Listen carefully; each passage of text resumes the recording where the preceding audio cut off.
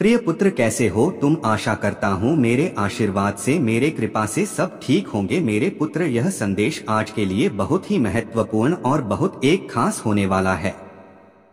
भगवान महादेव माता पार्वती से कहते हैं, इंसान खुश और तनाव मुक्त कैसे रह सकता है? फिर माता पार्वती कहती हैं, हे देवों के देव महादेव, आपसे अच्छा कौन बता सकता है? कृपया आप बताएं कि इंसान खुश और तनाव मुक्त कैसे रह सकता है। फिर भगवान शिव कहते हैं, हे देवी, आज मैं आपको एक कहानी सुनाने जा रहा हूँ। कृपया आप इस कहानी को ध्यान से सुने कि इंसान खुश और तनाव मुक्त कैसे रह सकता है। अगर आप यह कहानी सुन रहे हैं तो पूरा सुनिए, इस कथा को आधा अधूरा छोड़कर जाने की गलती मत करिएगा, क्योंकि इस पवित्र कथा को पूरा सुनने से मनचाहा फल की प्राप्ति होगी। इसलिए इस कथा को पूरा सुने। आप शिव भक्त हैं तो भोलेनाथ का अनादर ना करें। तो चलिए कहानी प्रारंभ करते हैं। पुराने समय की बात है। नगर में रहने वाला सवल नाम का एक लड्डी डाच का अपनी जिंदगी से बहुत निराश था। उसकी निराशा का कारण यह था कि वह कुछ भी नहीं कर रहा था। उसके माँ बाप उसे ताने मारते कि तेरे सारे मित्र कुछ ना कुछ कर रहे हैं, लेकिन तू अभी भी घर में बैठा हुआ है। मित्रों के बीच भी अक्सर उसका मजाक ही बनता। वह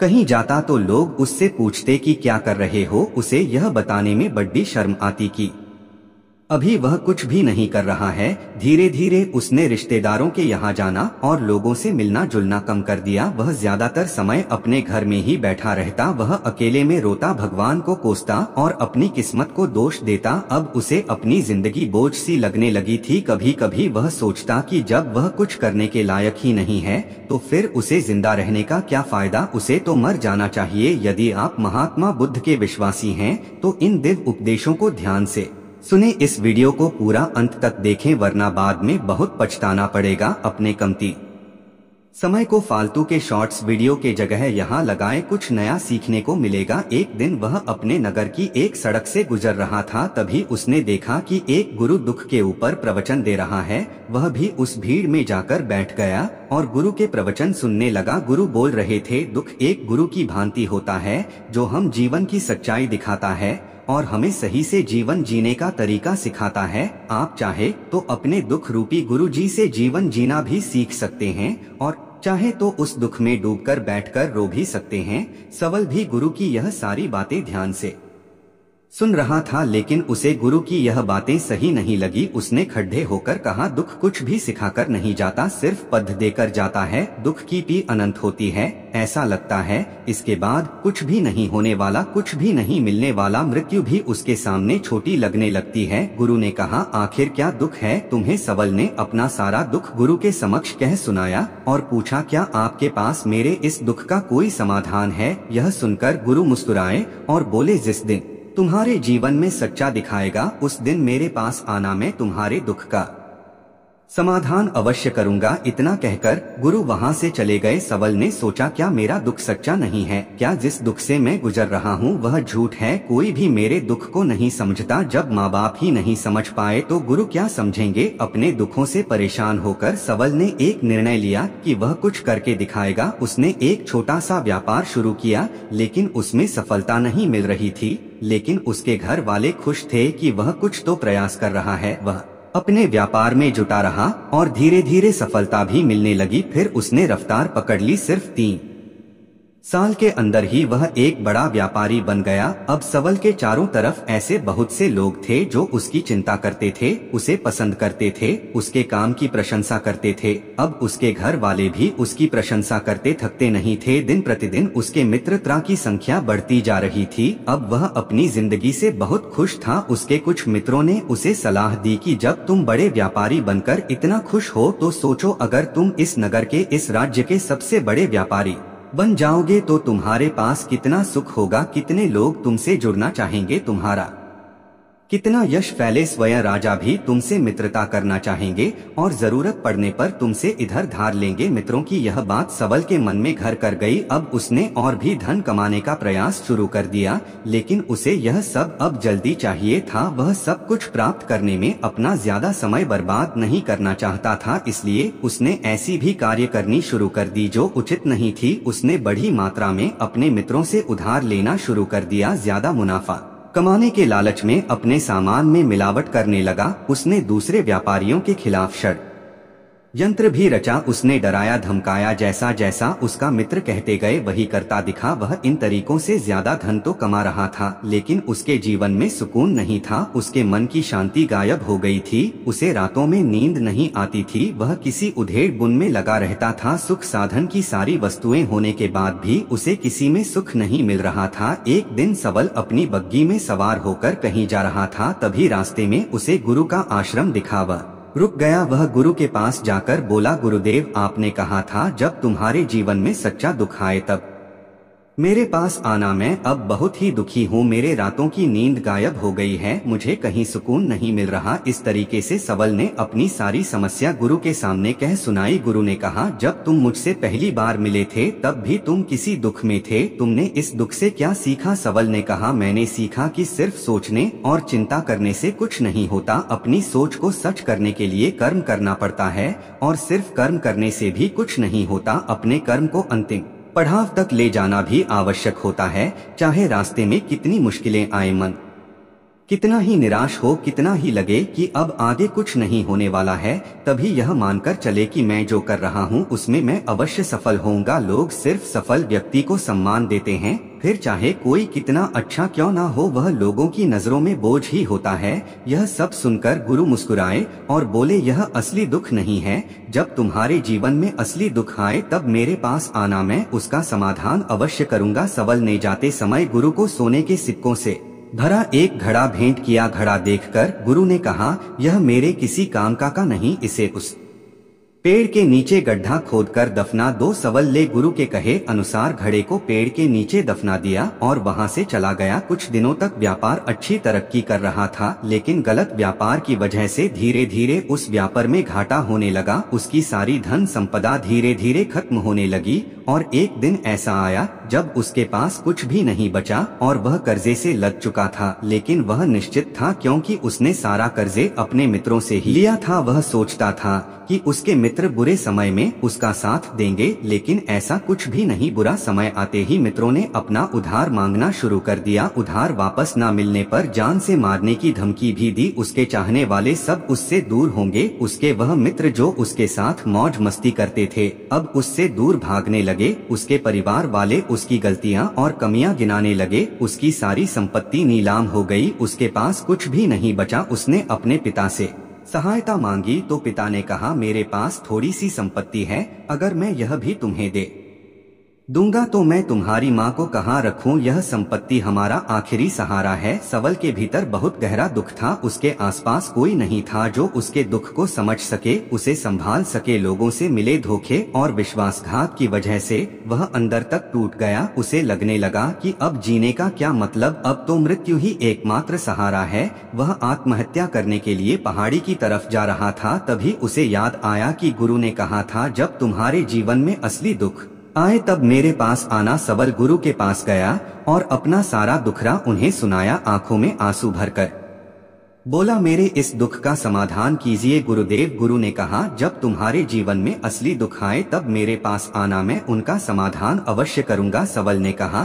कि अभी जो मेरे जीवन में घट रहा है क्या वह दुख नहीं है? आखिर असली दुख होता क्या है? गुरु ने कहा, सबसे पहले तुम मुझे यह बताओ, इस दुख से क्या सीख मिला? सबल ने कहा, मैंने सीखा कि जो लोग हमारी सफलता हमारी तरक्की की वजह से हमारे जीवन में आए वह हमें धोखा अवश्य देंगे, क्योंकि बुरे समय में हमारे साथ खड़ नहीं होंगे। वह केवल अच्छे समय में हमारा फायदा उठाएंगे और बुरे समय में छोड़कर चले जाएंगे। भरोसा केवल उन्हीं लोगों पर करना चाहिए जो हमारे बुरे समय में, असफलता के समय में हमारे साथ खड़े रहते हैं। लेकिन ऐसे लोग बहुत ही कम होते हैं, पर जिसके पास होते हैं उनकी कदर करनी चाहिए, उनका अपमान नहीं करना चाहिए। मैंने यह भी सीखा कि कभी किसी के खिलाफ संयंत्र नहीं रखना चाहिए, ईमानदारी और धैर्य के साथ काम करना चाहिए और कभी लालच नहीं करना चाहिए। अपना सारा दुख और अनुभव बताने के बाद सबल आंखों में आंसू भरकर गुरु के सामने बैठा रहा। थोड़ी देर बाद गुरु उठे और पेड़ के नीचे गड्ढा खोदकर वह घड़ा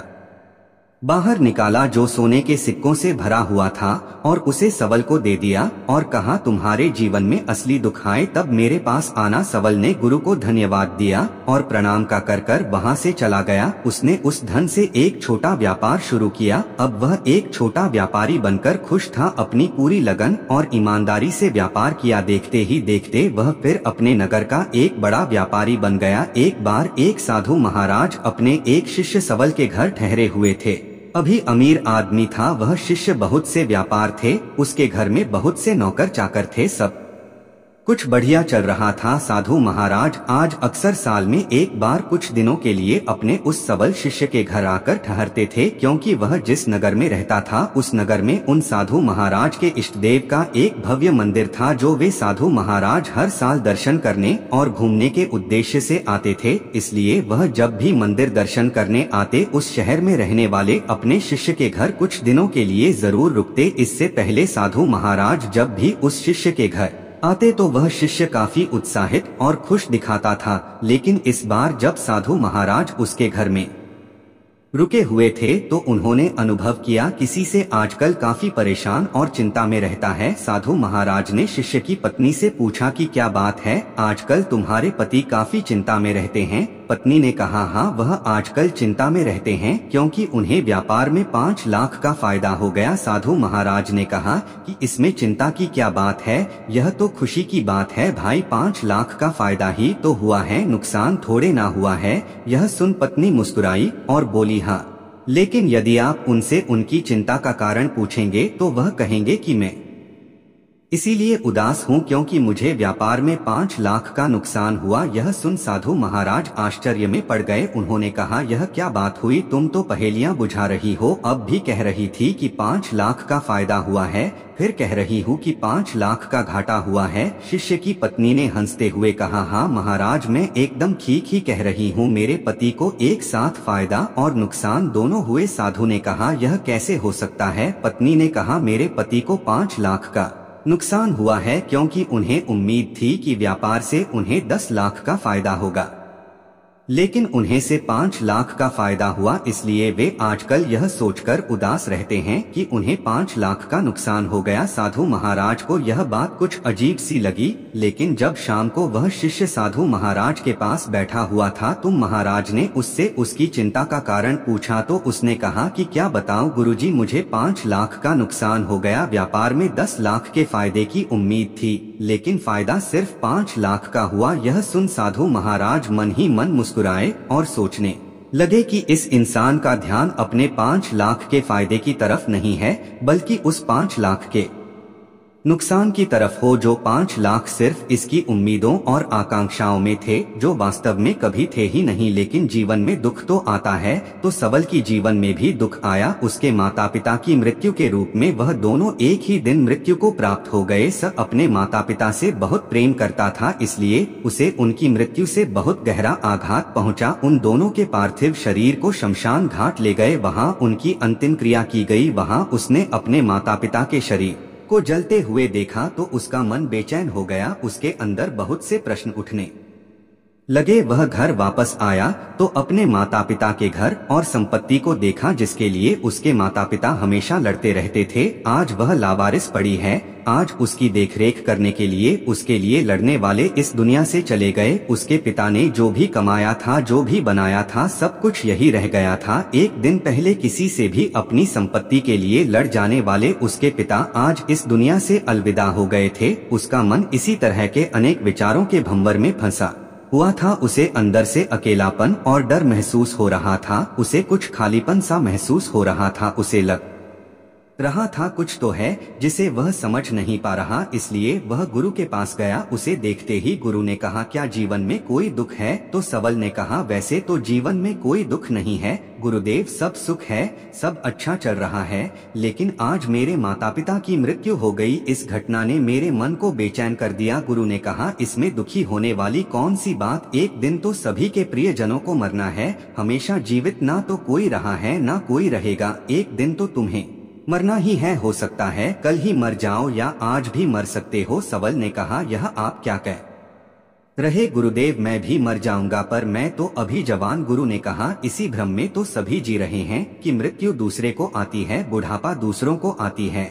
लेकिन बूढ़ों के सामने ही जवान मर जाते हैं, बच्चे मर जाते हैं। मृत्यु का किसी उम्र से कोई संबंध नहीं, यह तो सबको अपना ग्रास बना लेती है। गुरु की यह बातें सव्वू पचाप वहाँ से चला गया, लेकिन उसका मन अब भी बेचैन था, अब भी अशांत था। वह कुछ खालीपन सा महसूस कर रहा था। वह पूरे दिन अपने बारे में सोचता रहा कि वह इस दुनिया में क्यों आया है। क्या सिर्फ चीजों को उपयोग करना और मरना ही जीवन का लक्ष्य है? ऐसे बहुत से प्रश्न उसके मन में लगातार उठ रहे थे, लेकिन उसका उत्तर नहीं मिल पा रहा था। उसका दुख दिन प्रतिदिन बढ़ता जा रहा था। कुछ दिनों बाद वह फिर गुरु के पास पहुंचा और बोला, गुरुदेव, मैं बहुत दुखी हूँ। मैं यह नहीं जान पा रहा हूँ कि मैं कौन हूँ, इस दुनिया में क्यों आया हूँ। यह सुनकर गुरु मुस्कुराए और बोले, आज पहली बार तुम्हारे जीवन में सच्चा दुख पैदा हुआ है। वास्तव में यही वह दुख है जो दुख कहलाने के लायक है, कि हमें पता नहीं कि हम कौन हैं, क्यों आए हैं, क्या करना है, कैसे करना है। सवल ने कहा, गुरुदेव, मेरे इस दुख का समाधान कीजिए। फिर गुरु ने कहा, एक दूसरी कहानी सुनते हैं। सुकरात एक बहुत बड़े दार्शनिक और ज्ञानी व्यक्ति थे। अक्सर दूर दूर से लोग अपनी बहुत सी समस्याएं लेकर सुकरात के पास आया करते थे। ऐसे ही एक दिन सुकरात सुबह सुबह अपने घर के बाहर बैठे हुए थे, तभी कुछ लोग उनके पास अपने कुछ प्रश्नों के उत्तर पूछने आए। सुकरात ने वह सभी को बैठने के लिए कहा और अपनी पत्नी को उन सब के लिए चाय बना लाने के लिए आवाज दी। इसके बाद सुकरात उन सब के साथ बातचीत करने में मग्न हो गए। कुछ देर बाद पत्नी चाय बनाकर ले आई। पति ने पीछे से सुकरात को चाय ले जाने के लिए आवाज लगाई, लेकिन सुकरात नहीं सुने। पत्नी ने 2-3 बार और सुकरात को आवाज लगाई, लेकिन सुकरात बातचीत में मग्न थे। इस बात पर पत्नी को सुकरात के ऊपर इतना गुस्सा आया कि उसने चाय से भरी केतली को सुकरात के सिर के ऊपर खाली कर दिया। सुकरात का आधा चेहरा जल गया, लेकिन सुकरात अचानक से खड़े होकर आसमान की तरफ देखते हुए हाथ जोड़ने लगे। यह सब देखकर वहाँ आसपास में बैठे लोग डर गए और सुकरात से पूछा, क्या हुआ? सुकरात ने कहा, कुछ नहीं, आधा चेहरा जलने से बच गया, इसलिए भगवान का शुक्रिया अदा कर रहा हूँ। पूरा भी जल सकता था, लेकिन उसने बचा लिया। यह सुकरात का ध्यान अपने आधे बचे हुए चेहरे पर था। इसी को बोलते हैं सकारात्मक सोच, पॉजिटिव थिंकिंग। और जो भी आपके पास है या जो कुछ भी बचा हुआ है, उसके लिए शुक्रिया अदा करना, क्योंकि हो सकता था कि यह भी चला जाता। यहाँ सुकरात उस पहले कहानी वाले व्यक्ति से बिल्कुल अलग हैं,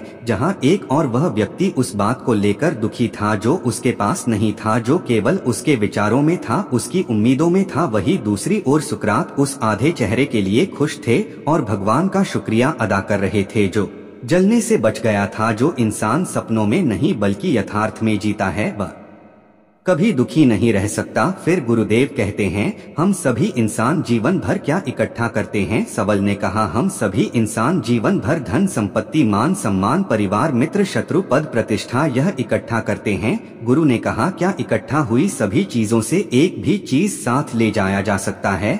सवल ने कहा, नहीं गुरुदेव, इनमें से कुछ भी साथ नहीं ले जाया जाता। मेरे माता पिता के साथ कुछ नहीं गया, सब कुछ यहीं छूट गया है, परिवार, संपत्ति, सब कुछ। तो गुरु ने कहा, अब मेरी बातों को ध्यान से सुनना। इस दुनिया में हमें जो इकट्ठा करना है वो हमें इकट्ठा करते नहीं, चीजें जो हमारे सामने होती हैं लेकिन हमने देखने का प्रयास नहीं करती। इस दुनिया में हमें जिस चीज को इकट्ठा करना है वह हम खुद हैं। हमें खुद को इकट्ठा करना है ताकि जब मृत्यु हो तो हम एक हो सकें और स्वयं को पहचान सकें। हम भीतर से बटे हुए हैं, हम बटे हुए प्रेम में, नफरत में, क्रोध में, जलाने में, धन में, संपत्ति में, पद में, प्रतिष्ठा में, मान में, पहचान में, धर्म में, जाति में, ऐसी ही सैकड़ों हजारों चीजों और वासनाओं से हम बटे हुए, हम टुकड़ों में जीवन जी रहे। इस बंटवारे की वजह से हमारी चेतना कभी नहीं हो पाती, हमारी चेतना बिखर गई। इसलिए हमारे पास इतना भी समय नहीं है, इतना भी ऊर्जा नहीं कि हम मुड़कर एक बार अपने भीतर देख सके। वास्तव में जिस धन की कमी, सुविधाओं की कमी, मान सम्मान की कमी को लोग दुख समझते हैं और जीन भर उसे दुख बोलकर रोते हैं,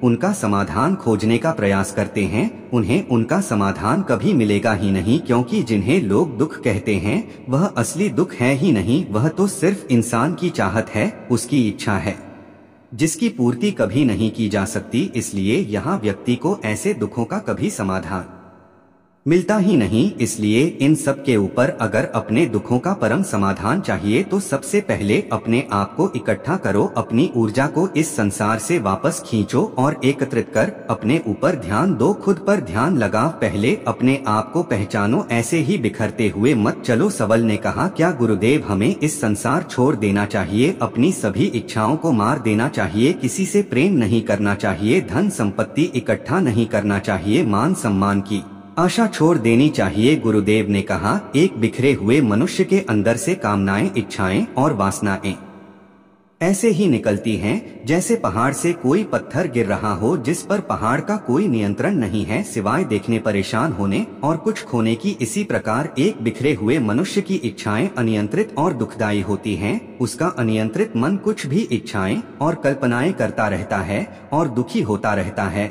लेकिन जब व्यक्ति एकत्रित हो जा तो वह जो भी करता है उसके नियंत्रण में करता है, तब इच्छाएं भी उसकी इच्छा से निकलती हैं। सबल ने कहा, गुरुदेव आपने मेरे सच्चे दुख का समाधान कर दिया, मैं खुद को एकत्रित करने का प्रयास करूंगा। गुरु ने कहा, मानव शरीर में बहुत ऊर्जा है, बहुत शक्ति है, पर यह बेकार के कामों में पड़कर रह गई, व्यर्थ की चीजों में लगी रहती है। यह ऐसा है कि जैसे एक अत्यंत शक्तिशाली मशीन किसी बच्चे के हाथ में दे दी गई हो और बिना सोचे समझे, बिना किसी नियंत्रण और जानकारी के बस इस शक्ति को कहीं भी बर्बाद कर रहा है। इसलिए अपनी चेतना के सत्य पर ध्यान दो और इसे एकत्रित करो। सबल को अपने प्रश्नों का उत्तर मिल चुका था। उसने गुरु को धन्यवाद किया और चुपचाप वहां से चला गया। और भगवान शिव इस कहानी को यही समाप्त करते हैं। इस वीडियो को बोलते समय कोई त्रुटि हो तो मैं क्षमा चाहती हूँ। उम्मीद है आप सभी को यह वीडियो अच्छी लगी होगी। अगर आप शिव के सच्चे भक्त हैं तो शिव जी का संदेश चैनल को सब्सक्राइब करें और वीडियो को लाइक करके कमेंट में हर हर महादेव लिख दीजिए।